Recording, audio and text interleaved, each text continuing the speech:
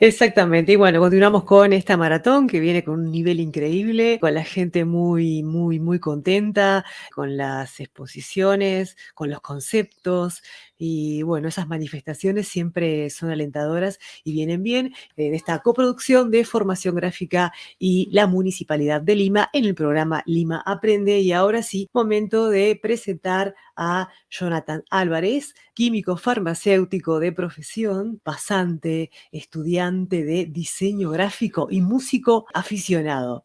Bienvenido. Muchas gracias, Andrea, por la presentación. Y hoy tenemos la presentación con Jonathan sobre la sinestesia digital. Ahí tenemos la presentación que hemos preparado con Jonathan. Les voy contando un poco, vamos a hacer una presentación entre ambos. Bien, el tema nuestro es esto, ¿no? La sinestesia digital a partir de la relación entre el sonido y la imagen. Por aquí, Jonathan ha presentado un proyecto que se llama Play a Kandinsky, una aplicación de las que Jonathan nos va a hablar enseguida. Sí, acá en realidad, en primer lugar, nos gustaría mostrar un poco esta pintura. Encontramos diferentes colores, diferentes contrastes a partir de estos colores, diferentes texturas, diferentes formas, diferentes elementos gráficos dentro de esta misma composición que nos llevan un poco a preguntarnos, en primer lugar, qué es lo que nos comunica, ¿no? ¿Qué mensajes nos quiere transmitir esta diversidad de formas y de colores? Y es que definitivamente están asociados a diferentes sentimientos, a diferentes emociones.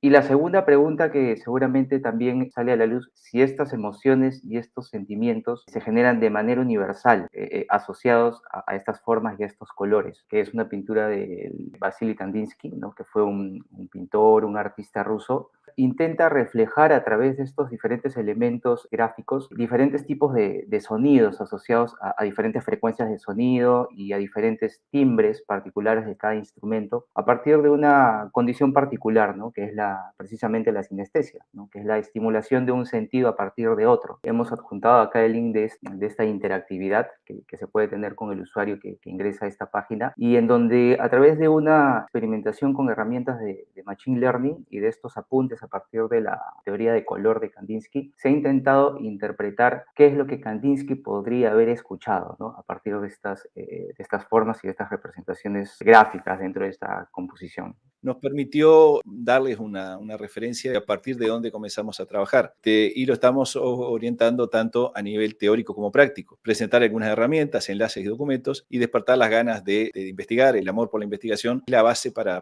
todo tipo de diseño. Trabajaremos bajo un esquema expositivo y la idea es que ustedes a través de los chats de YouTube estemos lo más conectados y cercanos posible.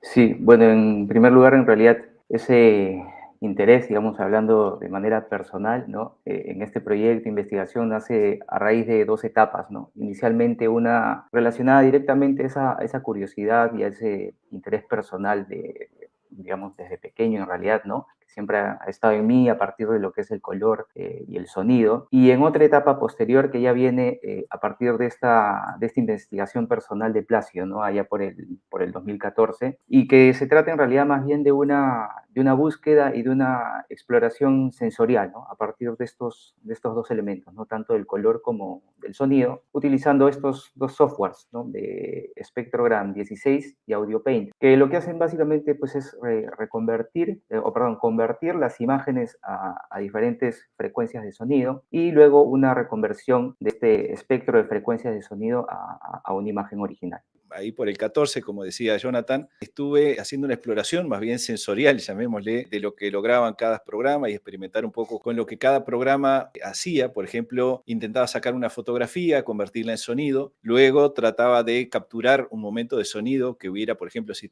sacaba una foto en el tráfico, grababa el sonido del tráfico y luego superponía el sonido generado por la imagen al sonido que tenía el propio tráfico y veía cómo esos procesos modificaban la imagen original. O sea que intervenía una fotografía a partir de un sonido captado en el mismo lugar que la fotografía había sido tomada. Pero en el 2021, Jonathan me dijo, mira, me interesa, yo tengo algunos avances sobre esos temas, de repente podemos hacer un proyecto en conjunto. Y ahí establecimos lo que sería la versión 2.0 definitiva, porque cada uno de nosotros había investigado por un lado y lo juntamos en un solo proyecto. Pero los objetivos que nos planteamos fue encontrar posibles relaciones entre el color y el sonido, tanto de los aspectos aspectos de la física como de la biología. Desde los aspectos de la física, vincular las longitudes de onda de la luz visible con las longitudes de onda del sonido audible. Por otro lado, desde la biología, ¿qué pasaba? ¿Cómo relacionábamos? ¿Solamente ondas contra ondas o también a partir del RGB, que es el espacio de color que representa nuestro sistema de visión? Después, con respecto a la subjetividad de la percepción humana, es porque cada persona va a interpretar el sonido y la luz de una forma diferente. Estos son un poco los objetivos que tenemos en nuestro proyecto. Después, establecer nuevas formas de expresión gráfica, más allá de las herramientas digitales comunes o usadas habitualmente, como puede ser Photoshop, Illustrator o cualquier otro programa de diseño visual, a pesar de que a partir de los sonidos generados con imágenes, luego tratamos los sonidos con programas como Audition o Audacity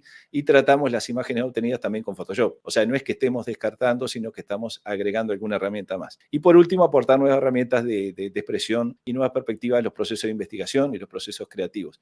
www.informaciongrafica.net/maratón 2021. Ahí pueden directamente entrar a los materiales que hemos compartido sobre la sinestesia digital. Sí, de hecho, quizás acá en este punto algunas personas no le vean mucho el sentido o el tema práctico a este tipo de herramientas, ¿no? ¿Qué sentido tiene reconvertir una imagen a sonido y luego de sonido a imagen? Pero lo importante y lo interesante, podría decirse en este punto, es poder utilizar estas herramientas que, si bien no son recientes, ¿no? Parten incluso de esa investigación previa que tú hiciste allá por el 2014, nos pueden facilitar diferentes caminos de creación, diferentes caminos alternativos, ¿no? Diferentes maneras de pensamiento visual y que pueden salirse quizá un poco de lo convencional, ¿no? Pero que nos pueden servir mucho para poder incorporar a nuestros procesos creativos para poder obtener productos a través de diferentes alternativas y caminos de exploración. Te cuento, Jonathan, que José Laiza nos dice, ojalá pueda colaborar con ustedes más adelante. Sí estamos, José, abiertos a colaboraciones y de hecho eso es parte del objetivo de esta exposición también.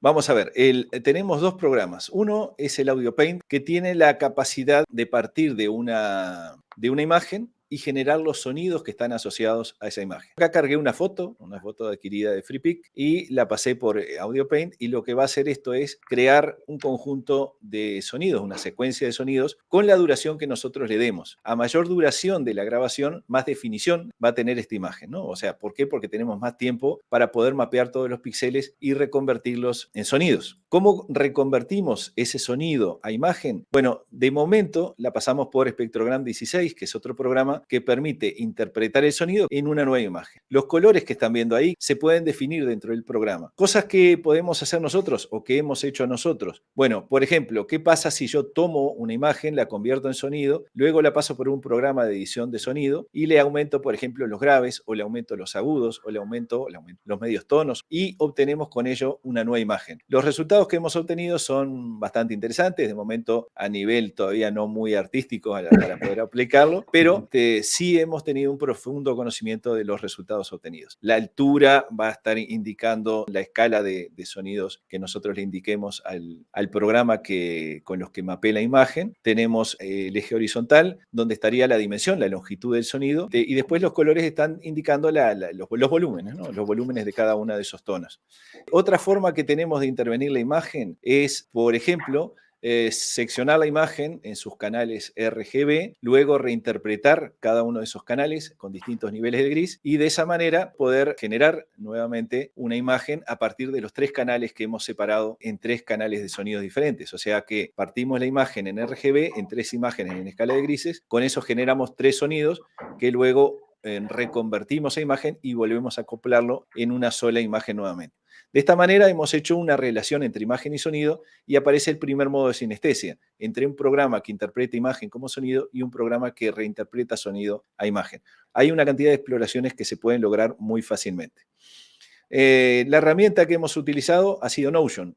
Con esto que están viendo acá es cómo hemos estado trabajando durante todo este tiempo. Sí, de hecho, en realidad es una herramienta que en definitiva nos ha ayudado mucho a poder crear este flujo de trabajo, ¿no? A ordenar y sistematizar toda la información que hemos ido recopilando a lo largo de este tiempo, ¿no? A linkear enlaces, documentos, diferentes videos, hacer diferentes resúmenes, extraer información importante y más relevante de cada referencia bibliográfica y sobre todo de ser una herramienta colaborativa, ¿no? Que en realidad es muy, muy, muy, muy potente, ¿no?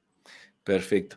Ahí Jonathan nos pregunta cuál es la diferencia, nos preguntan en el chat cuál es la diferencia entre Audio Paint y Audition. Es bastante diferente, ¿no? Porque Audition es un programa de edición de sonidos y en el caso de Audio Paint es una herramienta que lo que hace es reinterpretar el sonido como una imagen. Sí, sí, sí. De hecho, en realidad lo que hace es utilizar la información en cuanto a píxeles de imagen, ¿no? Y reconvertirlas a diferentes sonidos dependiendo del valor tonal, digamos, en escala de grises del color de cada píxel, ¿no? Y transformarlo a una frecuencia de sonidos dependiendo de la intensidad de cada píxel asociado a diferentes frecuencias de sonido, ya sean desde las más agudas hasta las más graves, ¿no? Que comprenden dentro de este espectro audible del ser humano, ¿no? Que va desde los 20 hasta los 20.000 hercios.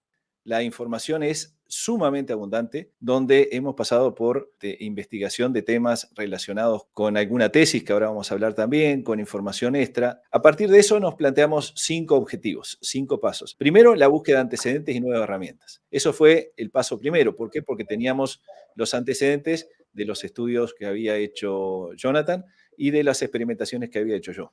Sí, bueno, posteriormente a eso hay un tema de repaso y validación de resultados previos, ¿no? A partir de estas exploraciones de Placio para poder, digamos, ponerlos a la par, ¿no? Y tener como punto de referencia para poder continuar con este proyecto. Ahí teníamos visiones, digamos, que había que unificar. Como les digo, Jonathan tenía sus apuntes previos, yo había hecho esas experimentaciones y teníamos que pasar por el paso 3, plantear nuevos objetivos. Sí, bueno, y básicamente en el tema del marco de trabajo es establecer un conjunto de conceptos, criterios, diferentes herramientas, ¿no? Con la finalidad de poder alcanzar estos objetivos iniciales que nos hemos planteado. Y por último, la documentación y publicación de los procesos y resultados. Vamos a ver ahora en detalle cada uno de esos 5 pasos. En primer lugar, hicimos una búsqueda de antecedentes, antecedentes a nivel personal, o sea, o personales, qué es lo que tenía Jonathan, qué es lo que tenía yo y cómo lo podíamos integrar dentro de un solo proyecto. Luego, a partir de investigaciones y búsquedas, Jonathan, por ejemplo, encontró este libro, Ars Magna Lucis et Umbrae, de Athanasius Kirchner, del año 1646. Vamos a hacer un taller especializado sobre este tema en un tiempito más. U otros están actualizados como canales de YouTube o los siguientes 2 estudios a partir de los cuales hemos tomado como una especie de eje de investigación. Sí, de hecho, al inicio de esta investigación nos empezamos a topar con información cada vez más hacia atrás, ¿no? Y un poco la sorpresa de haber encontrado estos caminos de exploración desde tiempos pues, muy antiguos, ¿no? Entonces, uno de estos artículos que tomamos como referencia para esta investigación es el primero que está acá al lado izquierdo, artículo del color y la música, ¿no? Que lleva por título Color y música, relaciones físicas entre tonos de color y notas musicales, ¿no? Que es de una revista óptica pura y aplicada de España. Y en realidad lo que podemos extraer es que se busca establecer alguna relación objetiva entre las diferentes componentes tanto del color como del sonido, ¿no? Hablando del color dentro del rango visible del espectro electromagnético, ¿no? Para el ser humano y comparándolo o haciendo una equivalencia con las frecuencias de sonido dentro del rango audible también del ser humano. Entonces, se trata de hacer una correlación entre las frecuencias asociadas tanto al color como al sonido y finalmente se llega, digamos, a la conclusión de que establecer una relación entre longitudes de onda de color y longitudes de onda dentro del rango audible musical, ¿no? Ya no dentro del rango más amplio, que es el que pertenece a la región audible del ser humano, sino dentro del rango audible musical, establecen una relación encontrando esta equivalencia entre las longitudes de onda tanto del color visible y del rango audible musical, ¿no? Y finalmente hayan una fórmula, digamos, una ecuación matemática que correlaciona de una manera ya bastante objetiva estas componentes del color y del sonido, ¿no? Sin embargo, si tenemos en cuenta de que tenemos diferentes componentes del color, hablemos desde el tono del color propiamente, ¿no? O sea, que digamos comúnmente todos vemos, ¿no? Rojo, azul, amarillo, pero también están las otras dos componentes del color, como son la saturación del color y el brillo del color. Entonces, si tomamos en cuenta de que existen diferentes componentes para un color, al igual que existen diferentes componentes para el sonido. Al igual que el color, el sonido posee una determinada longitud de onda asociada a una frecuencia en particular, pero también existen otras componentes, como por ejemplo la amplitud del sonido o la intensidad y el timbre del sonido, que está directamente asociada a la forma de onda, ¿no? Es decir, a ese sonido particular de cada instrumento, ¿no? Cada instrumento tiene un timbre en particular, un timbre que lo hace perfectamente distinguible, digamos, ¿no? Entonces, como conclusión de este primer artículo se encuentra esta ecuación matemática que establece correlación entre la longitud de onda de sonido y de color desde la componente del tono del color y desde la componente de la altura del sonido, es decir, de una frecuencia asociada a una nota particular en específico, digamos. Pero, sin embargo, al final deja abierta la posibilidad de poder explorar otros caminos, ¿no? A partir de estas otras componentes del color, como mencioné, la saturación y el brillo, y cómo es que estas dos componentes se relacionan con las otras dos componentes del sonido, como lo son la amplitud y el timbre, ¿no? Entonces, a partir de acá obtenemos un primer dato interesante en cuanto a una componente del color y una componente del sonido, dejando abierta esa posibilidad, ¿no? Como esta puerta abierta de continuar con este camino de exploración y marcar un punto, no de fin, sino más bien de inicio De inicio. para poder complementar con investigaciones posteriores, ¿no? Y como segunda referencia, esta tesis doctoral de Ana Entensa, que lleva por título Los elementos básicos de las representaciones visuales funcionales, de la Universidad Autónoma de Barcelona. Entonces, digamos que el punto de interés en esta tesis es hablar un poco acerca de objetivar algunas componentes gráficas con la finalidad, digamos, de hacer referencia a sus significados, es decir, aportar diferentes contenidos teóricos que nos permitan analizar diferentes representaciones visuales de manera objetiva, dejando un poco de lado las subjetividades que están asociadas a cada persona, a las experiencias y vivencias particulares de cada uno de nosotros, ¿no? Es entonces encontrar elementos básicos de representaciones visuales independientemente de la época o del estilo al que pertenezcan, ¿no? Entonces es darle este carácter objetivo a estos elementos mínimos sin significado, como lo menciona la tesis, ¿no? Pero que en su conjunto adquieren un significado y pueden comunicar un mensaje en particular. Y si nosotros vamos a distintos autores, vamos a encontrar que cada autor le da una interpretación distinta, según lo que explica la autora, a cada uno de esos elementos mínimos. Entonces ella dice, ¿cómo podemos unificar este conjunto de criterios para saber realmente cuáles son las unidades mínimas, ¿no? Los EMAs, que son las unidades mínimas de información que tiene una imagen, y con eso generar un nuevo lenguaje o un lenguaje controlado? Ese es el objetivo que tiene la tesis. Y nos da a nosotros un marco de investigación, nos da, por ejemplo, unos parámetros sobre cuándo darnos libertades al momento de poder, por ejemplo, experimentar simplemente con procesos sensoriales, cuándo objetivar lo que son longitudes de ondas con longitudes de sonido, o cómo relacionar el espacio RGB o cómo ve nuestra vista a partir de 3 colores básicos, cómo vincular algo dinámico como es el sonido con algo estático como sería una fotografía, por ejemplo. A partir de ahí nosotros empezamos a hacer algunos resultados, a buscar un repaso de resultados previos, y esto es lo que esa foto que aparece ahí fue uno de los procesos que hicimos de reconvertir una imagen de imagen a sonido y reinterpretarla nuevamente en imagen. Tomar ese sonido, que es la frecuencia de esa onda que está dibujada arriba, y debajo aparece la imagen reinterpretada por los programas. Cuando más arriba está la imagen, más definición tiene. Y esto es porque en el estudio que les mencionaba Jonathan hace un ratito, el artículo de Color y Música, el autor encuentra que hay una relación logarítmica entre las distintas longitudes de onda. Por eso abajo tenemos como líneas en lugar de puntos, y hacia arriba estamos nuevamente vinculándonos con los puntos. Encontramos y repasamos un poco los resultados que previamente habíamos obtenido. Y ahí nos fijamos nuevos objetivos.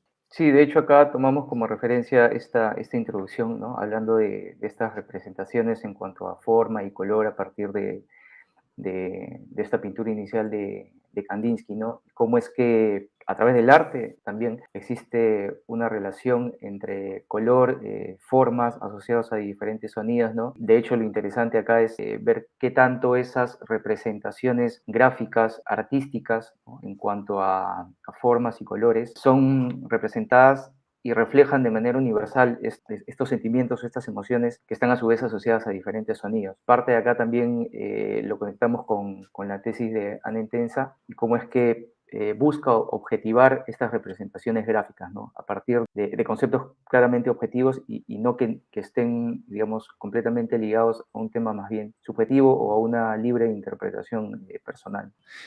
Por el lado biológico, lo que les decíamos, la vista con sus receptores de RGB. Hay un artículo que ya vamos a ver en el que Jonathan se pregunta si una persona con daltonismo o con distintos tipos de daltonismo ve las imágenes de distintas formas, si personas supuestamente que tenemos una visión capaz de reconocer los colores RGB, si realmente estamos viendo lo mismo o no. Y por ahí viene la introducción de los temas subjetivos y culturales, ¿no? Para muchas culturas el luto va a ser en negro, para otras va a ser el blanco, para otras el rojo va a ser pasión, para otras va a ser peligro, y no solamente por cultura, sino también por vivencias personales. ¿Cómo podemos establecer las distintas frecuencias de sonido con algún tipo de color? Y como decía Jonathan al inicio, cuando nosotros hablamos de sonido, no solamente tenemos amplitud de sonido, que es el volumen de sonido, frecuencia, que es lo que da ese agudo o grave, sino que también tenemos el timbre, ¿no? La forma de la onda. Podemos tener ondas con la misma amplitud, con la misma frecuencia, pero de forma distinta a partir de formas de onda concretas, ¿no? Que sean formas de ondas irregulares. Ahí tenemos un nuevo marco de trabajo, que es el que estuvimos manejando, básicamente establecer un conjunto de conceptos, criterios y herramientas. O sea, qué es lo que vamos a investigar, cómo lo vamos a investigar, con qué herramientas lo vamos a investigar y las prácticas que debemos hacer para llegar a nuestros objetivos. Ahí tenemos el tema de la documentación y difusión. A partir de esto, empezar a documentar lo que vamos sacando. En los canales de ambos vamos a empezar a publicar videos con los resultados que vayamos obteniendo. Por otro lado, hemos hecho 2 articulitos en LinkedIn donde nosotros estamos narrando lo que estamos obteniendo. Se habla de un buscador, digamos, de un investigador, de un explorador, y este es el artículo, el segundo artículo que escribió Jonathan. Él le llamó Color y Sonido, una relación sinestésica. Lo que tratamos de hacer es ir vinculando los temas para que no se publique por duplicado la misma información. Y aquí tenemos un trabajo que hizo justamente el hijo de Jonathan. Así que, Jonathan, adelante si quieres presentar tu trabajo. Sí, de hecho, es una especie, digamos, de reforzamiento a partir de esta curiosidad y de esta búsqueda inicial, ¿no? En la relación entre estos componentes del color y el sonido, ¿no? Y de hecho, si pensamos que existe algún tipo de relación objetiva entre color y sonido, más allá digamos, de la subjetividad que se puede asociar a ambos componentes, podemos decir de que todos tenemos en cierta medida cierto nivel de sinestesia. Podemos asociar diferentes colores, diferentes formas a diferentes sonidos, y quizá es casi como algo natural, algo innato en el ser humano, ¿no? A diferencia de una condición sinestésica como por ejemplo la de Kandinsky, en donde él particularmente asocia un color en específico y una forma asociado siempre a un sonido en particular, ¿no? Pero lo interesante acá es destacar un poco de que esa condición sinestésica es parte inherente al ser humano. Hay diferentes niveles de sinestesia en cada uno de nosotros. Y este dibujo en realidad sí, efectivamente es un dibujo que hizo mi hijo a partir de una canción, y que él la graficó, digamos, al momento en el que él escuchaba esta canción, ¿no? Entonces, digamos que esta es una demostración un poco de cómo es que esta condición de sinestesia está indesligable del ser humano, ¿no? Y parte de ahí también nace o se refuerza, como mencioné, este interés de encontrar algún tipo de relación, ¿no? Entre color y sonido. Y también, digamos, cómo es que esta diferente combinación de sonidos se pueden representar o se pueden reflejar o no en una combinación particular de colores, ¿no? Asociados a cada sonido, ¿no? Entonces, acá en realidad es una búsqueda y una exploración más personal, ¿no? Un poco más libre, podría decirse, ¿no? Y que más adelante voy a pasar a explicar un poquito con más detalle. Bien, aquí tenemos la preocupación, digamos, de Jonathan por el daltonismo, cómo se ve sin daltonismo y cómo se ve con distintos tipos de ceguera, algún tipo de color. Ahí tenemos la imagen original, digamos, entre comillas, original, porque para un daltónico que tenga distintas cegueras, distintos colores, vamos a tener distintas imágenes. Entonces tenemos ceguera a los distintos colores primarios y ceguera a los 3 colores primarios, a los 3 colores, ceguera total de color. Por acá hay algunas gráficas que Jonathan compartió, que ya vamos a hablar de ellas también.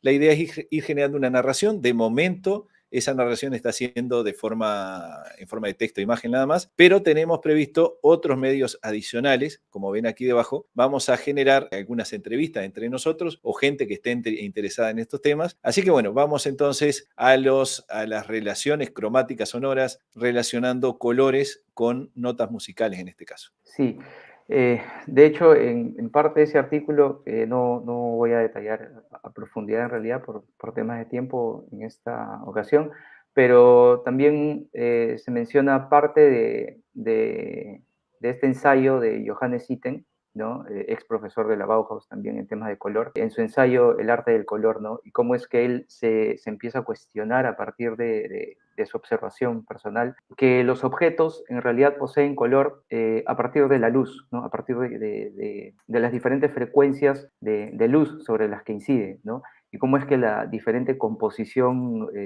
física, digamos, más bien molecular de cada objeto, es el que le atribuye un color en particular, y que en realidad el entorno o el mundo, tal cual como lo conocemos, y todo lo que nos rodea en realidad es acromático, carece de todo color, ¿no? En realidad el mundo no posee color, y que todo adquiere color a partir de la incidencia de luz. Entonces, acá empiezan a saltar algunos cuestionamientos de que si tenemos por un lado las personas que sufren de daltonismo, del tipo de daltonismo de acromatopsia, que no ven ningún color y que más bien todo lo ven en blanco y negro y en sus diferentes escalas de grises, si es que en realidad estas personas perciben el mundo como tal cual es, ¿no? Sin color, ¿no? Entonces, en este artículo, como menciono, no voy a detallar mucho, pero podemos encontrar esa y un poco más de información, ¿no? Entonces, respecto a estas relaciones cromáticas sonoras, en realidad tomamos como referencia todo este rango visible de colores para el ser humano, ¿no? Que van desde el rojo hasta el violeta, asociados a sus diferentes frecuencias y longitudes de onda, y se hizo una extrapolación para llegar a frecuencias equivalentes de sonido, pero dentro de una octava musical, ¿no? Acá lo que hicimos fue establecer una equivalencia entre las frecuencias de estos rangos de colores y una octava musical utilizando como instrumento un teclado, desde una nota fa cuarta hasta una nota fa quinta, ¿no? Que abarca más o menos la octava que está, digamos, en la parte central del teclado, ¿no? A partir de acá es establecer las asociaciones que hay entre estas frecuencias de color y sus equivalencias entre las frecuencias de sonido a partir de cada nota musical que compone un acorde, ¿no? Un acorde musical, ¿no? Tomamos como referencia el teclado, porque visualmente, digamos, resulta mucho más sencillo de poder comprender, es mucho más práctico. Entonces, si tomamos como referencia, por ejemplo, un acorde de do mayor, en donde se generan a partir de estas tres notas musicales, ¿no? Una nota sol, una nota do y una nota mi, pueden estar en diferente orden, pero finalmente llevan las notas musicales, y el hecho de escuchar este acorde y escuchar el sonido de estas tres notas al mismo tiempo nos puede o generar diferentes sensaciones, diferentes emociones, diferentes recuerdos asociados a este acorde que trae consigo una combinación de estas tres notas musicales, ¿no? Entonces, a partir de ahí también surge el cuestionamiento de si es que asociamos cada nota musical a un color particular, teniendo como relación las frecuencias equivalentes entre la nota y su respectivo color, si es que esta combinación de colores van a generar, digamos, necesariamente esa misma emoción, esa misma evocación de recuerdos relacionados con este sonido, ¿no? Pero representados gráficamente en sus colores, ya sean mezclados los tres o percibidos de manera independiente, de manera separada, ¿no? Entonces, igual se hace el mismo camino de exploración con otro acorde, ¿no? Con el acorde de si menor, tratando de relacionar cada nota que compone ese acorde con su respectivo color. Y si es que esta emoción y estos recuerdos que nos despiertan el sonido de este acorde están relacionados directamente a la combinación de sus tres colores, a la mezcla de sus tres colores. Ahí podemos ver que entre el color rojo, verde y un tipo de cian o celeste, podemos ver un color que se mezcla en el centro, que es básicamente un color que se acerca mucho al blanco. Pero si es que esta mezcla de estos tres colores van a despertar necesariamente esas emociones o nos van a generar las mismas conexiones respecto a esa combinación de sonidos de ese acorde, ¿no? O si es que más bien se perciben no como colores combinados, sino más bien como colores independientes. Jonathan me decía, yo escucho una nota de la guitarra, por ejemplo, y dice, yo logro separarla, saber más o menos los sonidos que se están escuchando, pero también sucede que una persona que está acostumbrada al tratamiento del color ve un color y también puede identificar o hasta percibir los componentes de color que están generando ese color. Entonces la idea era, podemos establecer una relación entre nota musical y color generado, podemos desdoblar esa nota en los distintos sonidos y podemos desdoblar el color en los distintos colores, o tenemos que interpretar la nota musical por sus frecuencias y luego separar y secuenciar de alguna manera los colores que tienen asociados cada una de esas notas, de esas ondas puras, digamos. Por ahí venía el comentario, ¿verdad? Y eso todo nos lleva a que tengamos distintos caminos de exploración. Eso, lejos de desmotivarnos, nos genera nuevas puertas, a veces tenemos que cerrar algunas y caminar por otras, pero eso es lo fascinante de la investigación y a lo que yo invitaría a todos los estudiantes, especialmente de diseño, a que no se queden con lo que solamente reciban como ya predigerido, masticado, sino que busquen investigar por otras áreas. Sí, de hecho acá para retomar un poco el tema de uno de los objetivos desde el aspecto subjetivo, ¿no? Mencionar un poco el tema de la psicología del color de Eva Heller, ¿no? Cómo es que se asocian estas, o se proponen diferentes asociaciones de color que están relacionadas a despertar una emoción o un sentimiento en particular, ¿no? Entonces, de igual manera, ¿no? Que resultaría, digamos, lo mismo observar cada componente de color por separado o su mezcla, ¿no? O sea, ¿qué diferencias existen en la percepción en cuanto a los componentes individuales vistos por separado o mezclados, ¿no? Respecto a, por ejemplo, la combinación de notas de un acorde musical, ¿no? Si es que los escuchamos al mismo tiempo o los escuchamos por separado, asociados cada nota a su componente de color, ¿no? Parte un poco de ahí también. Perfecto. En esta segunda gráfica, en realidad, este círculo cromático tonal musical que vemos al lado izquierdo, en realidad ha sido extraído a partir de ese artículo Color y Música que tomamos como referencia bibliográfica para la investigación y que en realidad este círculo resulta como parte de este producto final, ¿no? De esta investigación, en donde a través de esta ecuación matemática que los autores hallan al final de su investigación, lo que hacen es relacionar directamente cada color del espectro visible o cada frecuencia del espectro visible a cada nota musical dentro del espectro musical, ¿no? Dentro del espectro musical, ¿no? Que es un rango un poco más reducido respecto al rango audible total del ser humano, ¿no? Entonces ellos establecen esa relación entre todas estas frecuencias de color visible y todas estas frecuencias audibles musicales y generan este círculo cromático tonal musical, ¿no? Asignando un valor tonal de cada color a cada nota